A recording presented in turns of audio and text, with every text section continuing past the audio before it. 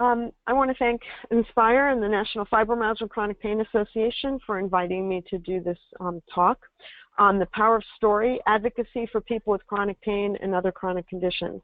Welcome.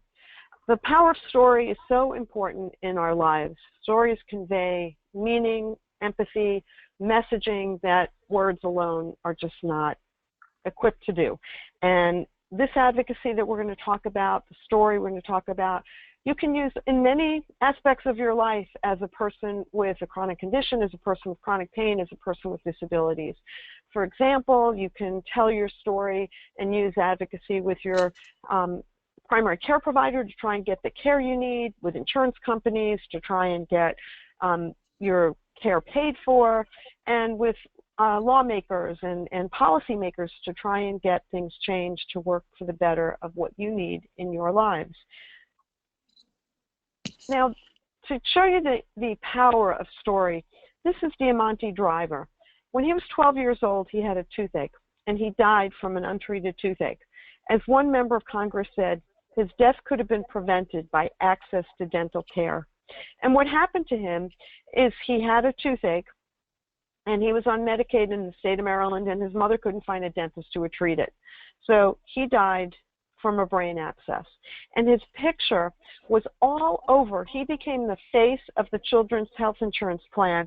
Multiple members of Congress put his picture up behind them when they spoke about why we needed to reauthorize the Children's Health Insurance Plan. And when you look at this young face, a 12-year-old is not supposed to die from a toothache. And that's the power that this story brought. And all of us as pain patients, as people with disabilities, people with chronic conditions, we all have a similar story to tell. Thankfully, it hasn't resulted in death, but can be equally compelling in the way this story has affected our lives as individuals and the way we function. So what is your story? How can you craft that story? You know, people are very nervous about when it comes to advocating for themselves. But when you have a story, when you create that story, that action creates confidence, and nobody knows your story better than you do. You're an expert at your own story, and it's just learning how to put it together and get that story, get that message across. So to understand this, I want to talk a little bit about how laws are made so we can understand exactly how we can use some of these advocacy tools. Congress is comprised of two houses, the upper chamber, which is the Senate, and the lower chamber, which is the House of Representatives.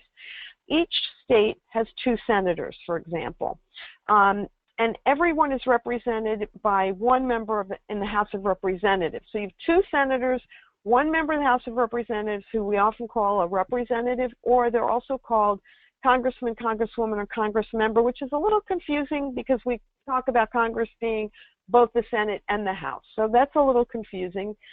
And every bill needs a sponsor before it is introduced. So you can come up with a really good idea and go to your member of Congress and say, I'm really concerned about this.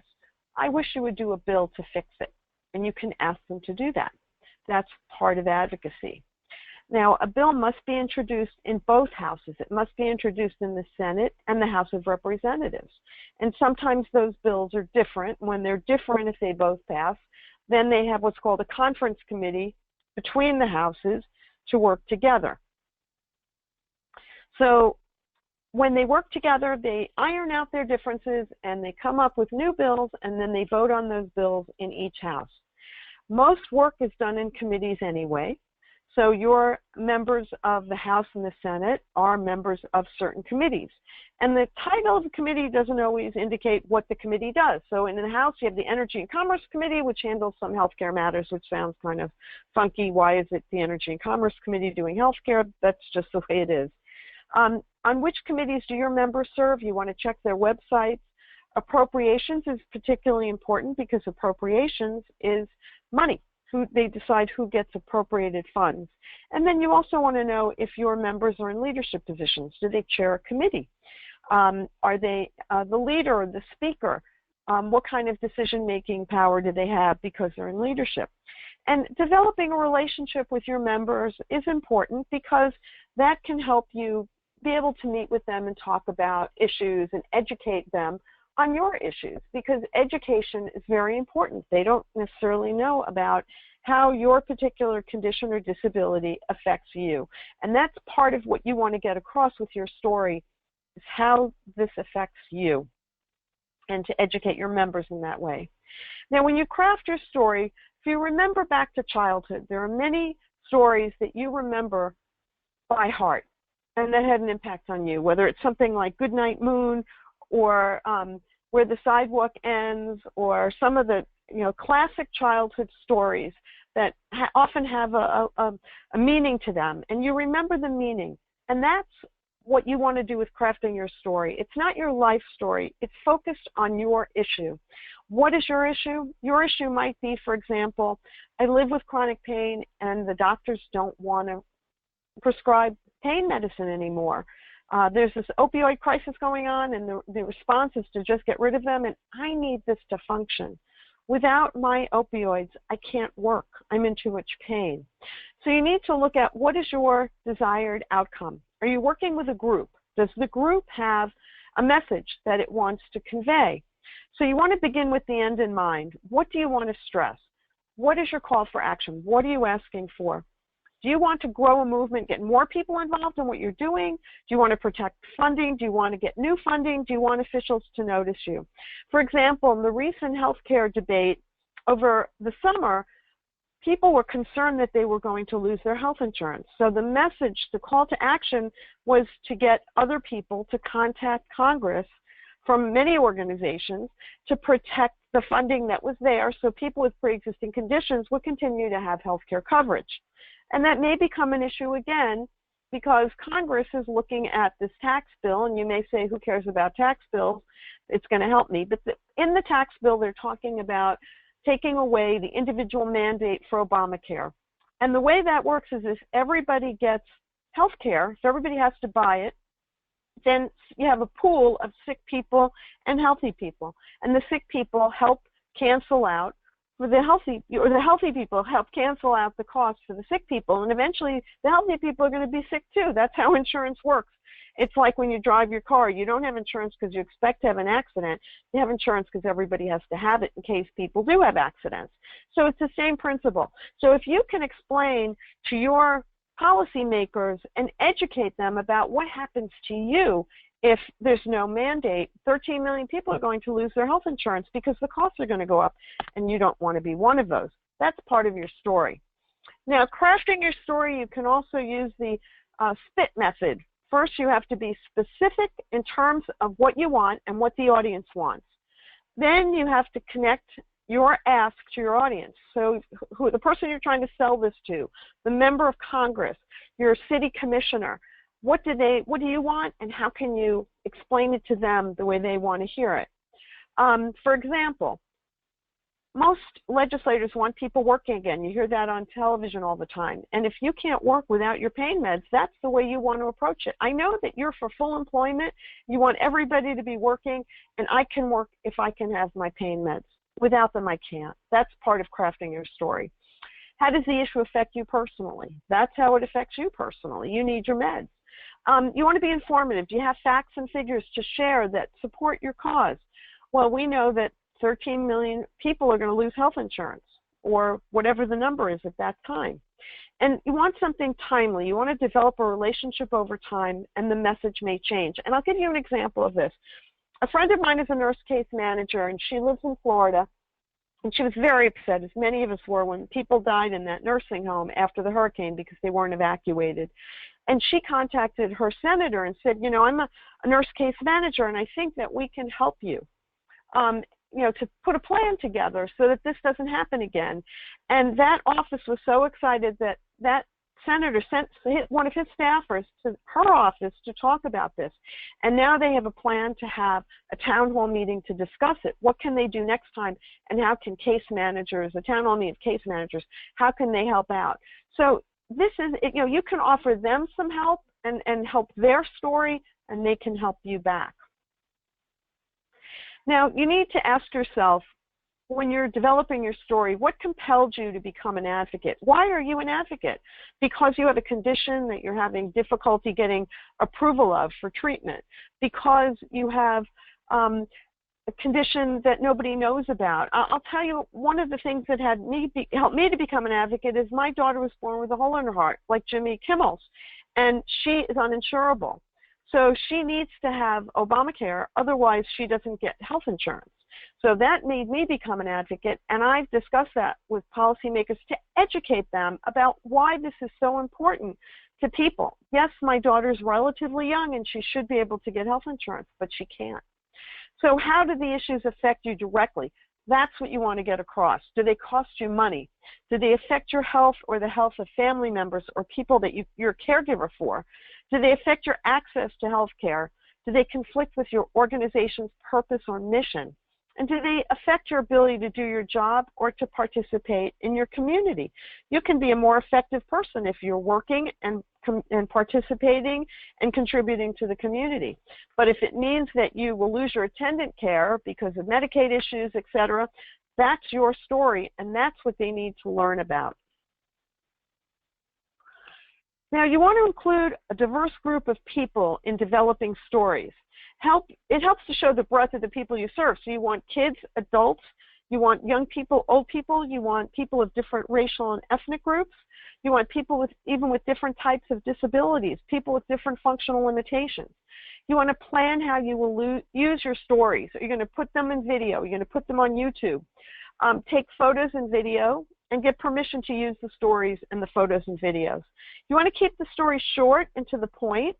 And you want to send the stories to local media, to policymakers, local officials, members of Congress, anyone who will listen to what you are trying to say. Now, we came up with some questions at the National Fibromyalgia and Chronic Pain Association, and this is one of our websites, yourvoicematters.info. And so these are specific to chronic pain, but you could substitute chronic pain with any other chronic condition or disability. Are you having a hard time getting through your day because the pain stops you? If so, how? This is your story. From this, you get your story. Are you unable to work productively or to the level you'd like? If so, how? If you can't work because of your pain and you can get meds, that's a powerful story. If I had my meds back, I would be able to work and I wouldn't have to be on assistance. Are you avoiding medical appointments due to expense? I was at a workshop this week where they said that people with chronic pain spend $30 million out of pocket on alternative remedies like acupuncture, like mindfulness, etc., massage, things that aren't covered. They pay out of pocket because insurance won't cover it. That's a powerful story. Can you get appropriate meds for treatment of pain relief? Has the access changed over time? If so, how? How is it when you had access? How is it now? What obstacles prevent you from finding appropriate access to pain care, if any? Does chronic pain limit the activities you love most? If so, how? You want to get that story across. Now, here's a template for your message. When you're giving your story, my name is and I'm from. You want to clarify that you're a constituent. A constituent means that you live in the person's district, that they represent you. So you're senator, you live in the state.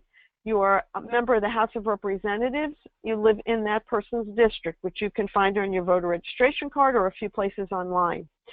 Or if you're not a constituent, but you're in an organization, you should be able to tell them how many members of your organization live in that particular district. So I'm with the National Fibromyalgia and Chronic Pain Association. I'm making this up, of course, and I have 300 constituents in your district. That's powerful. That's what they care about. They don't want to deal with people who they don't represent. They only want to deal with their own constituents. The next point, I'm here to ask you to, when you want a specific ask, I'm here to ask you to vote for this. I'm here to ask you to learn more about this, or to let me tell you about why this is a problem, or to vote against something. I'm asking you to support the individual mandate, because if the individual mandate is taken away, I will no longer have health insurance because my rates will go up, that I won't be able to afford it. Or knowing your interest in something specific, knowing your interest in healthcare, I think you'll be interested too. Or if you find out, there's a handout for this that gives you information on how to learn more about Congress, more about members. If you find out, for example, that your member of Congress has a family member with a certain condition that's like yours, you can say, knowing your interest in arthritis, I think you'll be interested in this too, for example. And then you also want to talk about, why is this important to the people that they represent and the people that you represent? So this is important to the people that I represent because, or people like me, it's important to people like me because, and then you go into your personal story. Because I've been living with chronic pain for 10 years. And up until recently, I'm making this up as an example, up until recently I was able to work, but now my doctor will no longer prescribe opioids, and because of the pain I'm living with, I can no longer work. And that's why I hope you'll support something, vote against something, vote for something, learn more about something, help me learn more about something, etc. And then I'd like to follow up, when can I get back to you? So you have a connection. Now with messaging, again, you want to make sure that you're messaging the same thing that your group is if you're part of a group. You never want to say anything negative about people or groups that disagree with you. You want to be nice, you want to be polite, you have to be patient and follow up. You may be seeing someone who says, we don't agree with you on anything you have to say. You still have to be nice and polite. And you want to be truthful because you want to establish trust with the staff. So if they want to know something related to your issue, they'll call you, similar to the nurse case manager where the office came to her. Now, phone calls. Phone calls are very helpful. They're best to make before a vote. The first time I went to Washington on for what they call Hill Day, I was in the office. It was a long time ago. It was when they were voting on gays in the military. And I noticed that they had yellow legal pads next to the phones when they answered them. And I said, what's that for? They said, oh, well, whenever we get a phone call, we make a mark if it's yes or no. And that's how the congresswoman is going to vote. So I thought that was very interesting. And then when I worked in the Senate myself, we also kept a record of who called and what they said. So when you call before a vote, the day of a vote, that can be helpful to help let people know exactly what you're thinking. And you, of course, want to let them know on the phone that you are a constituent, meaning that you live in the district or they represent you, or you represent people in their district. You want to identify the issue you're calling about. And you should always call with one issue per call. You want to tell them your opinion and why you feel that way, and tell them exactly what you want your elected official to do. If there's a vote, you want them to vote for or against something. And you want to be polite. You want to understand that there are reasonable differences of opinion. You don't want to argue with the kid on the phone. You do want to ask for a response. Do you know what the elected official intends to do? You want to be brief and to the point, and you want to thank them. You want to be polite. Now, you can also arrange meetings with policymakers. So you want to call the office, and they all have local offices in the districts as well as offices in Washington. So there will be one in the district, and if they're senators, they're usually in the bigger cities, but in several places. You want to find out who is it who handles your issue in that office. So you can call or fax the scheduler with your request. You might call first and ask the scheduler how they handle things, and they may say, fax us something, and we will set up a time. Now, meetings. When you meet with staff, you may be meeting with a 20-something person. That seems to be who runs Congress most of the time. There are a few older people as well. I was one of them, but mostly they're 20-somethings. And so you want to identify yourself. I'm telling you that because I want you to be surprised when you walk in and you see someone who might look like one of your kids or something. Identify yourself as a constituent. Again, that's the most important thing, or your connection to constituents that you represent. You want to describe your organization if you're part of one. And you want to leave behind a one-pager with your name and contact information with a card perhaps attached to it if you have one. Be prepared for a 5-minute meeting, even if they tell you it's a half hour, because something could have come up that they have to deal with. Make a specific ask of what you want them to do. And always ask for a picture with your member or policymaker. Now, if you're from New York City, chances are good you're not going to get a picture with your member policymaker because there are so many people, they don't necessarily have time to do that from the big states. If you're from a smaller state, you might get that picture. You have a better shot at getting the picture from smaller states. And when you get that picture, use it for social media. Put it on your website. It's great, and they love it. They like having their picture out there for good stuff. Now, one-pager, as I mentioned, leaving a one-pager when you have a meeting. A one-pager is a brief, bullet-pointed background of the issue and facts with some data to support why your policy recommendation will solve the policy problem, why what you want will solve it. So you want to create a separate one-pager for each issue, and this guides your discussion at the meeting. You can actually go through the bullet points. So you want to keep it brief. You make a policy recommendation, and it could be, for example, we need a balanced approach to pain management. People with legitimate chronic pain conditions should have access to opioids that help them function. We shouldn't be limiting the opioid prescriptions for people with chronic pain conditions. We need to work really hard to get rid of heroin and other illegal drugs and make sure that people are prescribing properly. So you want to put your policy recommendation up front. We think we need a balanced approach to opioid prescribing. You want to have an introduction where you give a brief overview and state the problem you want to solve. You want to map where you will take the reader and outline the key points. So what are the key points? People need opioids. Some people need opioids to function every day. Some people are abusing opioids. We need to make sure there's a balance between them. And you can explain the history, give the background, the history of the policy issue, some analysis. You want to persuasively outline why your policy recommendation will solve the problem or achieve your objective. We know that there are people out there who have been suicidal because they don't have pain meds anymore and they're in chronic pain and they can't take it. Some data or facts to support this would be very helpful in a one-pager. I hear about these all the time. People are desperate.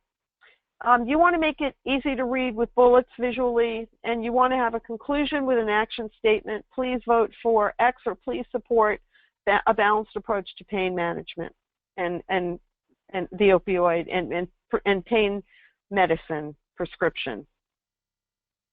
Now, an elevator speech, this is really important to have. This is a 30-second to 1-minute long prepared speech. And these are used literally if you meet a member of Congress or a policymaker in the elevator or at the grocery store or in church or at your kid's soccer game. You're prepared. So you introduce yourself and quickly explain your connection to constituents, the topic, and your expertise. So, Senator Johnson, I noticed that your kids play soccer too. I live here in the district, and I'm very concerned about what's going on with people with chronic pain. I'm really hoping that you can help to get an understanding, develop an understanding that, yes, while there are people abusing opioids, there are also people who need it in order to function. And some people can't work anymore because their doctors have taken their opioids away. And I'm really concerned about that because I have a chronic pain condition. So, I know that there are people who become suicidal. And in fact, the National Fibromyalgia and Chronic Pain Association did a study when they rescheduled hydrocodone. They made it harder for doctors to prescribe. They had to have a different license. And when that happened, 37% of the people who answered a survey, more than 8,000 people, 37% had suicidal ideations. They had suicidal thoughts. I'm really hoping that you can help so that this doesn't happen. We don't want people killing themselves because they have chronic pain. Now, all politics is local. So if you can get things in your local newspaper, local letters to the editor, local reporters reporting on your issue, that is the most important thing because the politicians in Washington follow the local politics. They follow the local news. They follow the local newspaper. They look for what's going on in the local state and local community. So some of the ideas that you can do, you can respond to a published story or editorial. Those of you who are chronic pain patients, we often see now stories, you can't pick up the newspaper without seeing a story on the opioid crisis. Answer it. Tell them your side of the issue. If they're saying we need to stop the flow of opioids, you write back and say, I live with chronic pain. I take opioids to function every day. I'm not an addict. You can't call everyone who takes opioids an addict. It's like calling everyone who drinks an alcoholic. That was in my letter to the editor that was in the New York Times. You're welcome to steal that line. Everybody should use it. If you have a disability and you can't pick up the paper without seeing a threat to Medicaid, you know, they're going to cut Medicaid again. Here's a problem with Medicaid. The state's cutting this program. Answer it. Write a letter to the editor and tell your story about Medicaid. Why is Medicaid important to you? So in the local media, use local examples to bring it home. And members of Congress, follow the local press. You want to be brief. I can tell you the New York Times limits your story to 150 to 175 words. And have a hook or a catchy line. I told you this first one. Declaring everyone who takes opioids as an addict is like proclaiming that everyone who drinks is an alcoholic. When the 2000 election happened and they had the recount, I lived in Miami, and I wrote a letter to the New York Times, and I ended it by saying, I will always wonder, in a situation where every vote truly counted, did my vote count?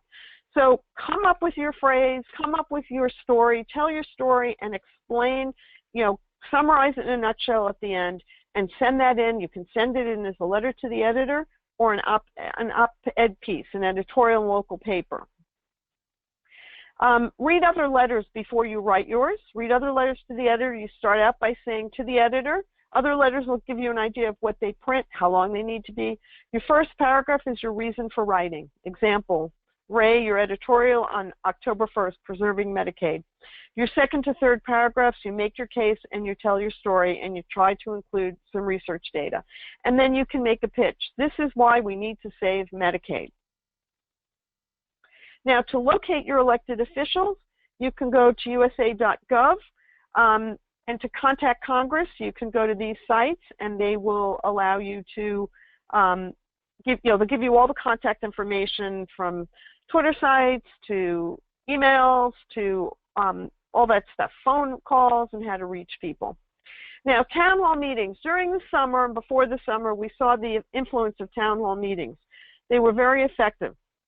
Attend town hall meetings, plan your questions in advance, and get specific. Do you have any plans to work on improving health care for people like me with chronic conditions? Make it personal.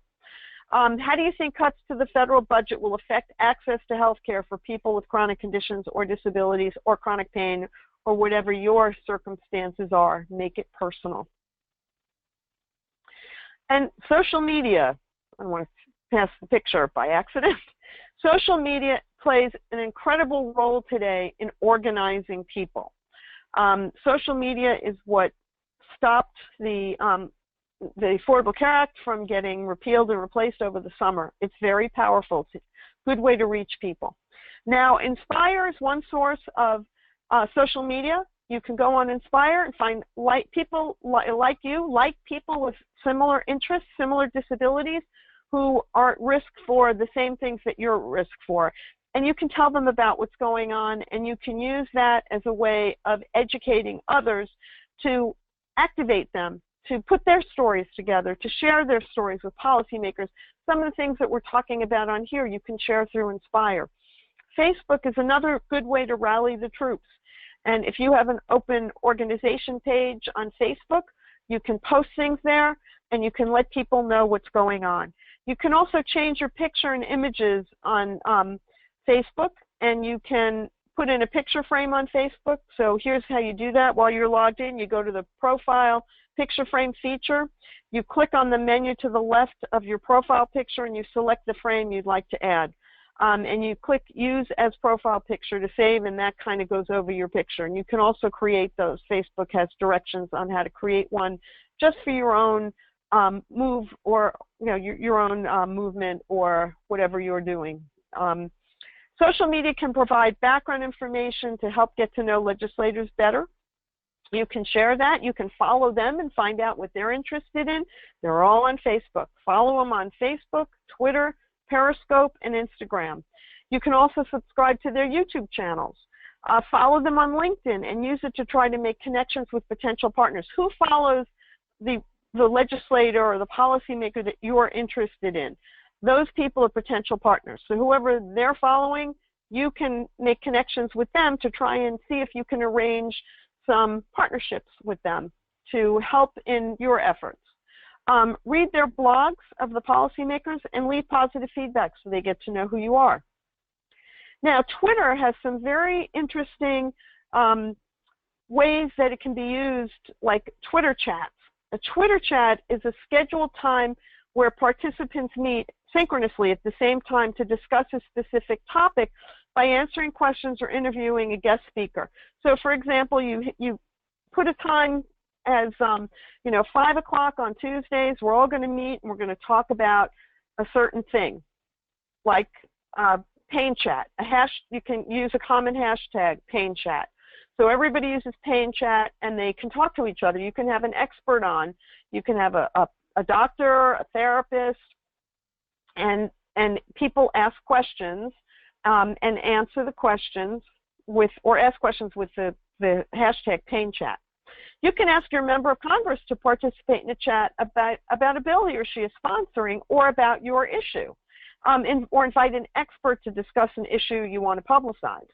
And you can invite your member to that chat as well, not necessarily as the expert, but as a member of the chat to find out what's going on. Now, this is some examples on Simpler.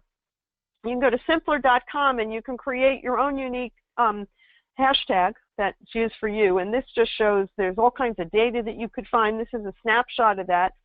So you can see, for example, number 3 under tweet chats is BCSM, which is breast cancer social media. That's a really, really popular one. Or EndoChat, which is about endocrine conditions. So these are some regularly scheduled ones. There are also hashtags for conferences that are taking place or just for diseases. So we know, again, BCSM is breast cancer social media, IBD, irritable bowel syndrome, ALS. So you can see these are trending. So that's on this particular date, this particular time, number 1 was lymphoma that people were tweeting about at that particular time. Now, here's an example. There is a schedule where it shows you who meets when for the different Twitter chat hashtags. So here's 9 o'clock on Sundays is healthcare social media. 10 o'clock is SPSM, which is suicide prevention. So you can be listed on there too if you develop one, and Simpler will accept it. It's one that's not out there. Now, a Twitter storm is something a little different, but this can really get a message out. This is an increase in activity on Twitter designed to influence a current event. So you pick a particular time, and I was involved in a Twitter storm with several groups to save Medicaid over the summer when they were going to cut it. So they picked the time, 3 to 4 on Tuesday. Everybody go on and tweet whatever you want, or you can have some pre-tweeted, pre-designated tweets, and use the hashtag #SaveOurCare. So for an hour, you had hundreds of people tweeting "Save Our Care." So naturally, what happens? It trends. So the goal to influence a current event by getting your issue trending on Twitter, which they did. So that's an idea to do a Twitter storm. Now, outreach via Twitter. Twitter has recently gone up to 240 characters per tweet, so it's a little easier to get something out there. You can put sample tweets together for your cause and share them for other advocates to use. You can schedule tweets in advance through TweetDeck and other programs that are out there. Tweets with graphics get read by more people. And you can create your own graphics and upload them to Flickr.com for your members and fellow advocates. And I gave you an example of AUCD, which is the Association of University Centers of Excellence on Disability. They had a campaign to save Medicaid, and they put their photos on Flickr for anybody who wanted to use them. So if you want to take a look at what those look like, that just gives you an example of something that you can also do. Now, you can change your picture on Twitter to show your cause. You can also tweet directly to members of Congress use a trending hashtag. So again, the Save Our Care, here's an example. A period before the person who you tweet to sends the tweet to all of their followers and all of your own. So for example, @ Congressman Smith will send this tweet to all of Congressman Smith's followers and all of yours. Thank you for supporting people with chronic conditions and voting to save our care. So now you don't have to use U for the letter U and PPL because now you have 280 characters. You can write these things out more, but this is often how things end up being sent. You can find the Twitter handles for members of Congress at this address.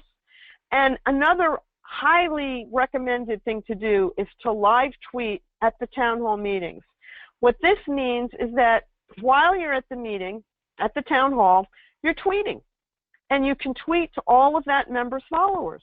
So you can tweet with a hashtag, whatever it is that your issue is. You can quote the member and tweet it live so that all of his followers who may not be there are finding out what the member is saying at the town hall meeting. Now, what not to do? Do not send letters through the mail to members of Congress. Why?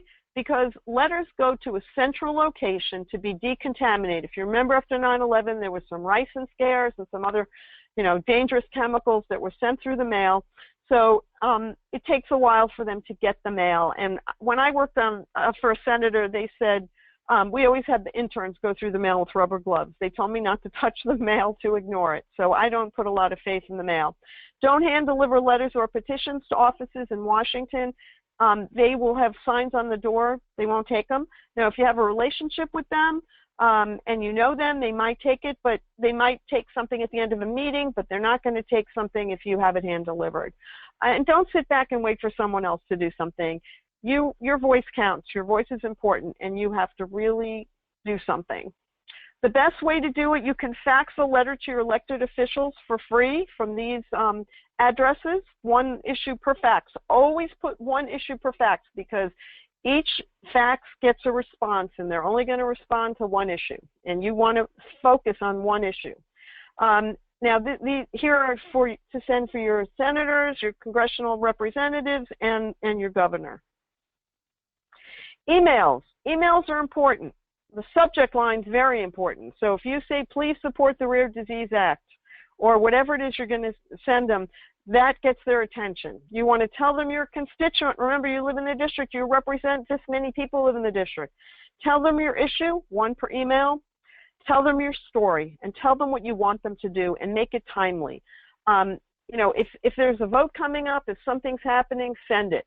If it's not going to come up for months and months, you might want to hold on and wait. And you want to thank everyone. Write thank yous to staff following your meetings. Remind them of your key points. Send thank yous to your members to thank them for their supportive votes, even if it's not something that you asked them to vote for. And you just happen to find out that they did. Thank them so they'll remember who you are. And it's part of relationship building. This whole thing is about relationship building. And remember that you can make a difference. I'm going to quote an advocate, Liz Helm, who's a pain person. Her motto, she says, my motto today is simple. Many voices come together when one voice stands up. So if you speak, other people will also speak. And that's what's important, is to get people speaking, caring, and doing something so that those of us who live with chronic pain conditions, other chronic conditions, disabilities, we can make things change or keep things the way they are to promote our function and independence. That's the most important thing. Now, this is from National Fibromyalgia and Chronic Pain Association. We have information on how you can create your personal story. If you go to our website, yourvoicematters.info, you can create your personal story with a form, a list of questions to answer, and kind of a almost painting by the numbers kind of way of putting it together. I would encourage you all to try that for a little guidance. And with that, I have some resources at the end, and I want to thank you all very much for listening to this webinar, and I hope that I've been able to give you some good information on, and here's a smiling child who Just a little humor there. A smiling child who hopefully will get her needs met from all of the advocacy that everybody's going to be doing for the future. And hopefully you can take these things, remember the power of story, put your story together, and use that power to promote and educate people in policy making in power so that we can keep our health care, we can keep access to care, and we can educate them with our stories on why it's important for us to have these things so that we can be functional, independent members of the community participating like everyone else. And with that, I thank you. Thank you so much, Barbara, for an excellent presentation, and we will be following up with everyone via email regarding the questions and answers. Thank you.